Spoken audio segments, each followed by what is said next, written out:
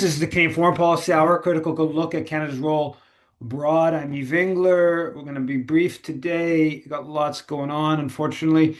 Um, so I'm coming to you from Jojage, which has long been a meeting place of various First Nations, otherwise known as Montreal. The first thing start off with is Mark Carney had a visit to the UAE. That's about 10 days ago, 2 weeks ago. But there was a story, I had maybe missed it. He signed a foreign investment promotion, FIPA, Foreign Investment Promotion Protection Agreement, and signed some other accords. Obviously, UAE is a very reactionary regime, specifically right now with regards to Sudan and their arming of the RSF, which is seems to be responsible for all kinds of horrible massacres. I don't think either side is wonderful in this Sudanese civil war, but ultimately the military seems to me to be the better of the options. And Carney, big agreement about huge amounts of investment. UAE's got tons of cash and big investors all across Africa, and um, and Carney was trying to woo them. Uh, there's another development this week. Interesting. Late on Friday, they announced that the Syria would be removed from Canada's list of foreign states responsible terrorism. I guess essentially it's state terrorism list, and they also took the HTS off of the terrorist list. So that's the Al Qaeda, the former Al Qaeda, Jolani. He has they've now I guess kind of fully brought him into the fold, and that follows the US and the UK doing that. So this is a pretty kind of stark um, kind of turnaround on that, and the this is obviously HTS has is viewed as having served Western US led interests in Syria, and so they're no longer terrorists, and I guess we'll see how far this all goes. The Globe did a story, which I don't think I mentioned last week, about 2 or 3 weeks ago, and they it was mostly about how many Canadians there are in the this new Syrian government in top positions. I believe it was four ministers. Don't quote me on that. It's about 2 or 3 weeks ago, a big article in the Globe, but I believe they said it was four ministers that were had been in Canada, that were Canadian citizens or had been in Canada until fairly recently. And so there, that's an interesting kind of dynamic. Um, just sorry, just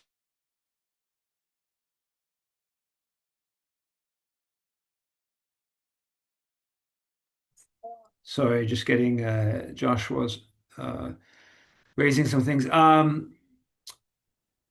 There was also a story about Anita Anand saying Canada has no plans to re-engage with Iran.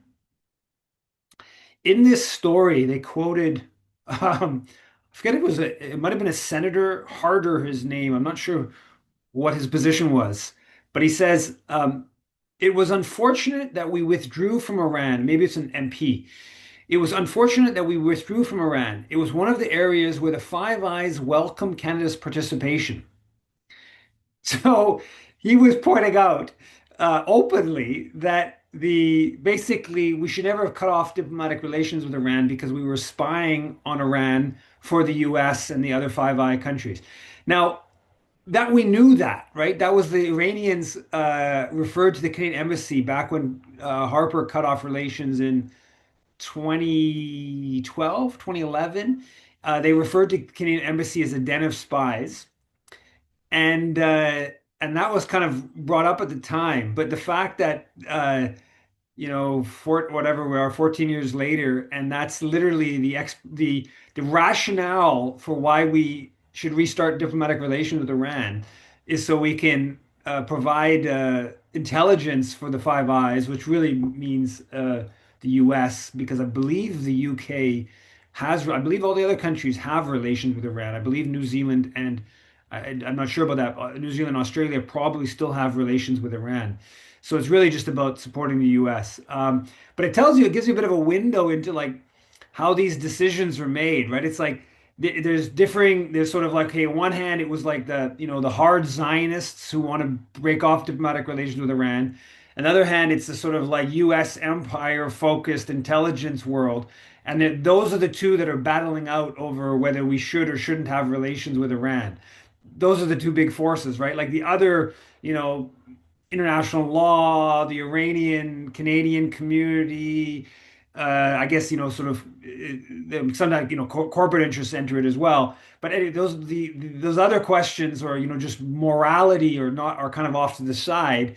It's like, how much can we help the Five Eyes versus how much can we help Israel isolate Iran? That's essentially what the dynamics are at play. This is getting a bit going further in this, but as I pointed out, when they broke off diplomatic relations, again, 2012, 2011, one of the reasons that Harper was able to break off diplomatic relations because there had been so much sanctioning of Iran that there wasn't much corporate business relations, right? So it's like it becomes easy to break off relations with a country if there's not corporate interests that are, benefiting from those diplomatic relations. Again, that gets to how Canadian foreign policy is, what motivates it, right? It's major corporate interests, it's empire questions, and in this case, it's the interests of the Five Eyes intelligence. Uh, Charlie Angus, the former NDP MP, had a piece a couple days ago, which was, I think, quite fascinating. It really reveals a lot about Angus, about the NDP foreign policy. It was about Venezuela. And it was basically, the basic conclusion was a good one, which is that we should be criticizing what Trump's doing in terms of blowing up vessels in the Caribbean. But how he gets at this is just fascinating. Fascinating, first of all, what's ignored and what he cites. So what's ignored is Canada's role in isolating Venezuela and this whole campaign, unprecedented campaign in 2019, 2020 to overthrow the government, which was part of a much longer 20-year campaign to undercut the leftist government. But there was a uniquely aggressive Canadian intervention, 2018, 2019, Juan Guaido, all that. Okay, which of course the NDP effectively supported and actually enabled in the lead up to it. So he just ignores that, which is fascinating. That says a lot. He doesn't want to criticize Canada. But then the other thing that he cites is he goes back to this incident in June of 1918 during World War I, where a U-boat, German U-boat, blows up a vessel and it kills 14 Canadian nurses. And then they machine gun the survivors. And so he's like connecting that to what Pete Hegseth, was responsible for the second attack against the vessel, getting all this attention about the war crime. Obviously, the first attack against the vessel was a war crime, but you had these individuals who were like stranded. Apparently, one was alive for like 45 minutes, and then they killed him. I mean, horrible stuff, of course. But what Charlie Angus is doing is he's connecting that to this incident the Germans were responsible for during World War I, and so it's saying we were outraged in June 1918 that the Germans did this to us in World War I, and we have to be outraged about the Americans doing it in the Caribbean today. Now, like the German killing was obviously a war crime, obviously horrible, but like this was part of World War I propaganda, right? Like World War I was horrible. Like whether the Germans committed this terrible massacre of Canadian nurses, obviously horrible. but Canada, Canadian troops were killing Germans that had surrendered, and I mean, it's just like horror after horror that Canada and the our allies were responsible, and of course on the other side too. But World War One itself was just a war of all. It was horrible imperial inter-imperial conflict. And so him citing like Canada as the victim during World War One in this incident is just like very fascinating. Kind of like he's essentially still kind of arguing that World War One was like a good thing by taking this example.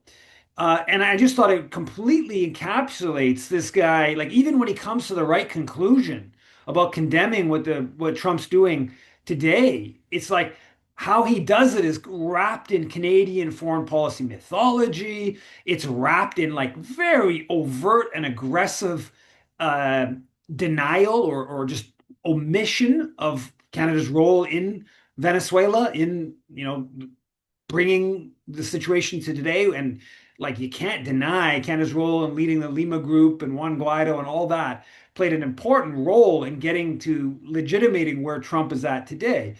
Um, so this is Charlie Angus. This is the opposition. This is the resistance. Now, Charlie Angus today I saw had another thing about basically a very hard proxy war thing. I didn't watch the video. I just saw the tweet, or maybe it was Facebook. And is this is not a drill. The Trump doctrine has been boldly stated: reduce Canada to a vassal state, crush Ukraine, undermine Europe by promoting racist hate parties, serve Putin.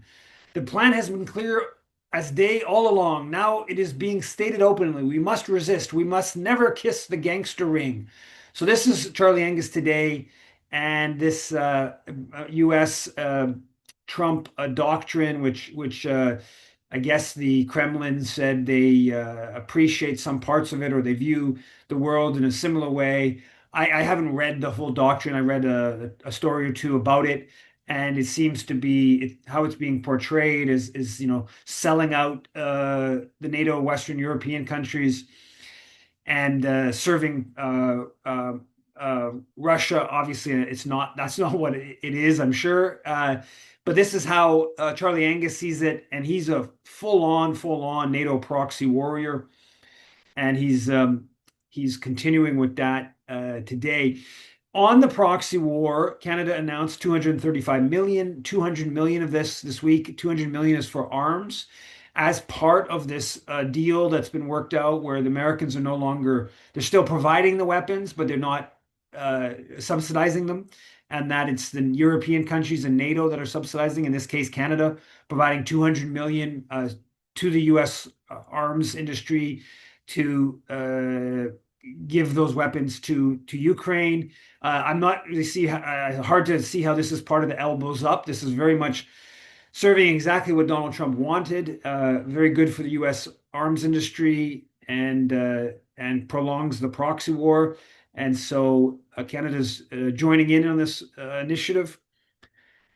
There's a National Post story this week claiming that two-thirds of Canadians say they support sending our troops, to Poland if Russia invades. Very much more and more belligerent kind of rhetoric around Russia, and this is all really feeding into this just remarkable militarist growth, and we're just seeing it all over. This week there was a story about the Canadian forces see a surge in recruits. Apparently they're claiming 7,600 basic training seats, which is the most we've ever run, said the commander, since the Cold War. So they're saying there's going to be a real success. Canadian forces have had a difficulty in boosting its ranks, and according to this, it's a big success this year. John Ralston Saul had a piece about fighter jets, which I thought was interesting, mostly because there's not really anything interesting in it. But it's basically the F-35 versus the Gripen. What's interesting is that it's just all the assumption here. First of all, we need these fighter jets, and just a total omission of where these fighter jets would be used.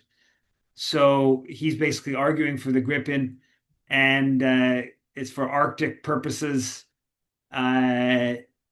this is not what Canadian fighter jets are going to be used for. We know they were used to bomb Libya. We know they used to bomb Iraq. We know they used to bomb Yugoslavia or Serbia. Uh, and that's what Canadian fighter jets are likely to be used in the future. But someone like John Ralston Saul, who's kind of liberal type, he's still that's just outside of bounds for him. He can argue about whether we should go with the Lockheed Martin or Gripen, but he can't look at how fighter jets are used. And quite frankly, how many countries don't have fighter jets? We don't need fighter jets. This is a choice. It's about giving more means to our decision makers to intimidate and wage violence internationally. I saw that Avi Lewis has a event coming up on militarism, which is interesting. He's going to do an event in Toronto on the 13th. It says Canada, framing it around climate uh, and climate action versus runaway militarism. Interesting, good development. There was a story in the Maple this week about Jenny Kwan's bill and a uh, uh, Liberal Party caucus briefing note about this C-233, no more loopholes. And it's about the bill comes out of the Palestine solidarity movement pressing to end Canadian weapons being sent to Israel.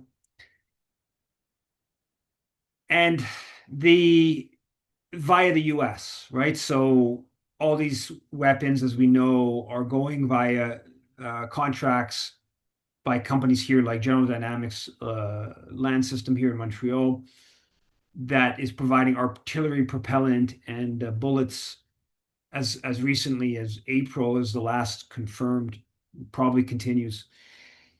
And they're contracted by the Pentagon, and so it's about designed to sort of block these loopholes. And the briefing note to the Liberal MPs to basically oppose this, the NDP private members bill, says it would weaken our alliances and decimate our defense industry. And then it goes on to say, quote, our general exemption with the US is not a loophole. It reflects a unique geopolitical relationship rooted in shared security commitments, continental defense, and decades of military integration. Imposing the bureaucratic red tape envisioned by this legislation would undermine these efforts and make both countries less secure against threats to sovereignty and stability.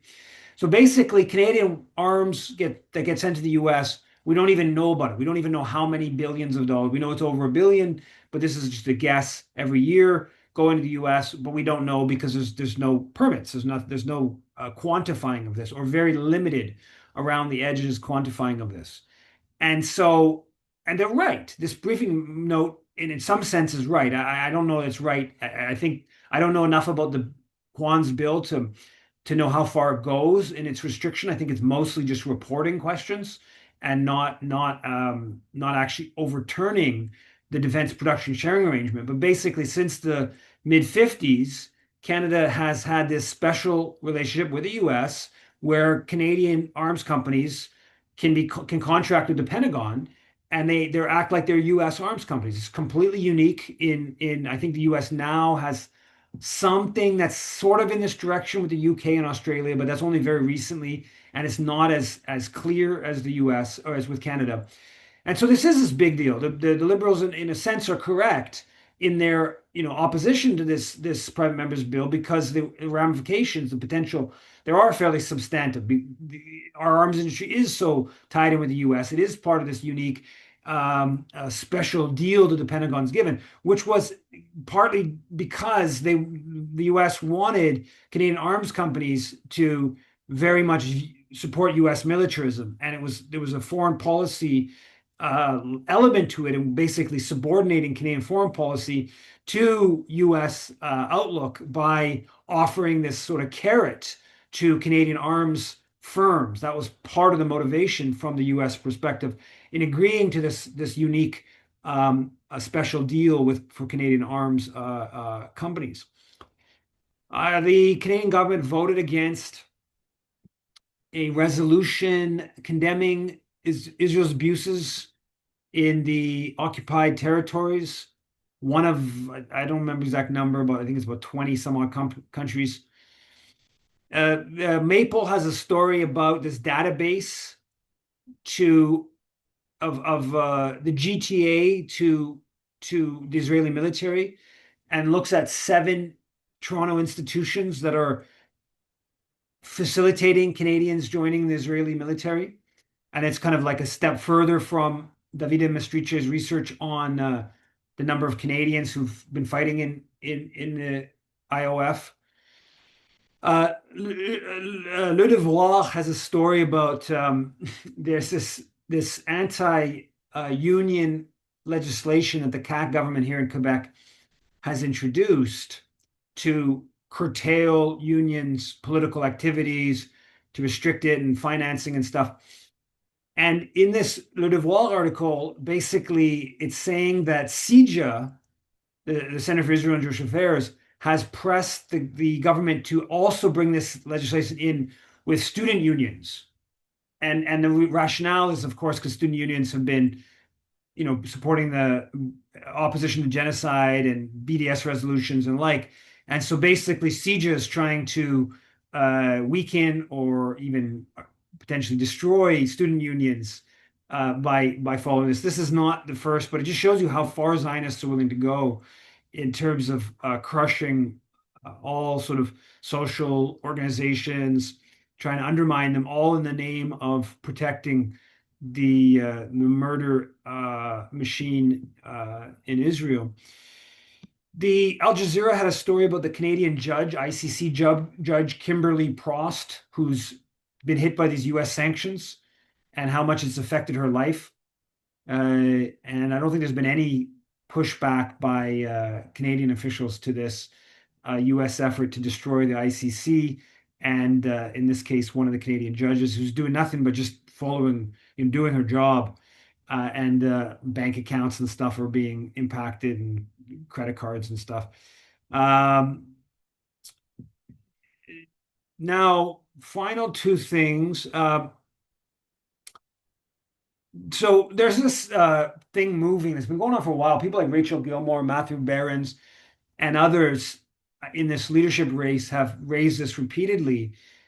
And they're basically saying that all the candidates are all the same on Palestine. They're all against genocide. And so, there's no difference between me and the other candidates. And there's no like specific reason why the NDP brass would want to target me versus other candidates because we're all against genocide and this and that. And yesterday, the Courage Facebook group, who I believe is run by Drew Ojoje, who's now at the head of the Council of Canadians, he was making this point, or the Courage Facebook group was making this point yesterday on Facebook in response to someone saying that the Gaza wasn't even mentioned at the recent NDP leadership debate. And he was making this point. Oh, they're all all the candidates are against genocide, and what's the substantial difference? Now, there's major substantial difference, really concrete. We put out a 10-point plan on Palestine. 5 of the points the other candidates haven't mentioned at all. Operation Proteus, the charities, getting rid of the special envoy to justify genocide, or so-called special envoy on anti-Semitism. The anti-terrorism list, and the Foreign Enlistment Act. They 5 of the 10 points the other candidates haven't touched at all. Heather McPherson's touched the one about recently prosecuting Canadians who fought in IOF. So just very obviously, if anyone who pays attention, it's very obvious there's actually very concrete differences right there, let alone the whole history. And these people who are doing this in the NDP world, they're mostly Avi supporters, and they're trying to, this is part of like legitimating their support for Avi, or why people shouldn't support me. Part of it, what's really disgusting about it is it completely omits the history of how the NDP got to where it is, right? Like they've gotten a lot better, is the reality on Palestine, but there was so much battle over that. And I recently came across that, I'd forgotten doing this even, But Rana Zaman in Halifax, who's just been targeted, got an award, and the Zionists went after her for the YMCA award, and they got it removed. And and back in 2019, she was elected to run for the NDP in the Halifax, one of the Halifax ridings, and then they blocked her. Then federal party came out after the Zionists started targeting her for a tweet. And I disrupted an event that the Jagmeet was doing during election in 2019 on this, and I asked for demanded an apology. I completely forgot doing this.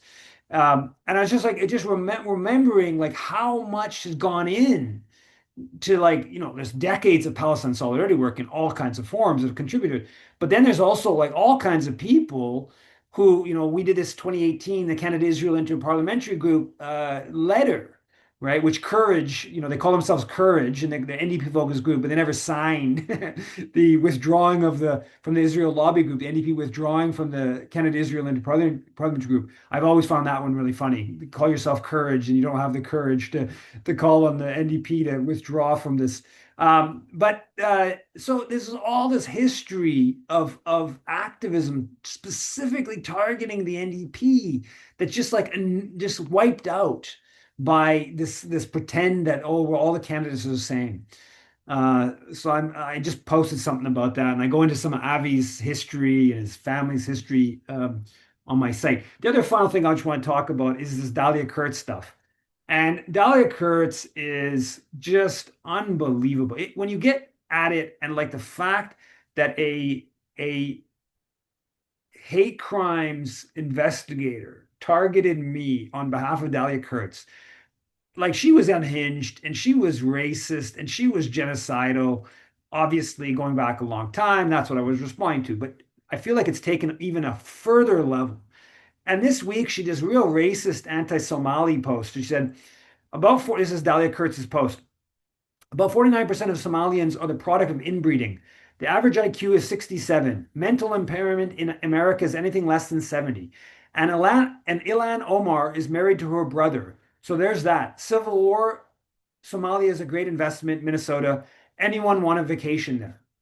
So it's just like total racist, kind of whatever. And she has the other post lying about this Guadalupe, about a Christmas market, just total lying. Comes from Tommy Robinson, sort of effort to anti-Muslim stuff. Tommy Robinson's even apologized. I don't think Dalia Kurtz has yet. Just more and more. And the notion that the Canadian police would have done the dirty work of Dalia Kurtz, and the notion that I'm like being sued, defamation from Dalia Kurtz, spent days in jail. I still have other tribal. It's just unbelievable. This person, as someone posted, I mean, by Canadian law, like her racism and her, she's promoting hate. But it was me that was targeted, right? Like she's obviously promoting hate against Palestinians has been clear for a long time, but now expanding that to, East Africans. And it really is a remarkable comment on the political culture in this country that Dalia Kurtz was able to mobilize policing forces to target someone responding to her racist bile on X. Anyways, it's been the full 30 minutes here. I don't know if I have much time. Unless there's really important questions, I think I'm going to leave it at that. And considering Yuri always wants to ask a question, I'm gonna take it that it isn't a very important question, and especially since we did an interview yesterday. So maybe I'll take a quick question from Dan, and then we'll end it there. Okay? Sorry, Yuri. Oh, thank you for picking me over Yuri. He always does have a question. But my question not so much foreign policy, but what did you think about Elizabeth May getting like duped by Prime Minister Carney over the vote in Yeah. her thing?